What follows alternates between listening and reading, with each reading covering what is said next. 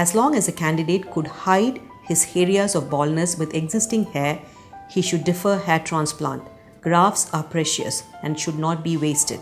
My story starts around during my college days itself. So I had some fever and all. So that time all my hair started falling. So there was no way to stop it. I've tried all the market products. You can see ads and all. So every time if you go to any TV, you get this product, that product, and they'll show you some videos like you're going to grow hairs in these many days and you have to use these many products and all. So they'll give you tablets, whatever they have, they'll sell it to you. But for me, nothing worked. In what we call the strip method, the donor grafts are harvested in the form of a strip from the back of the scalp. The individual grafts are separated under magnification. Individual follicles are then transplanted into the recipient area.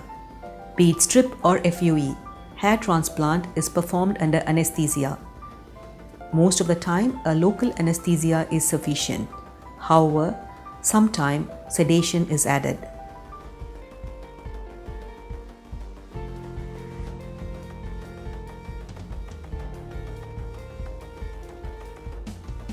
Scarless and painless, as everyone talks about. In the strip method, there would be a linear scar at the back of the scalp, and this scar is usually painful for a period of 6 months. FUE avoids both the scar and the pain.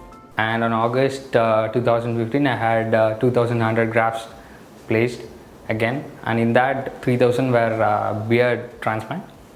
They've taken over from here and then been placed. It's placed on the vertex of it. Initially, what I had is I've had a Norwood scale around 4, I guess. So initially, all these areas were entirely barred, and now initially we placed over here, and then we covered up the other areas also. Medical treatment, be it tablet, lotions, or FFB, they have a definite role in controlling hair fall. They postpone baldness. They do not prevent baldness.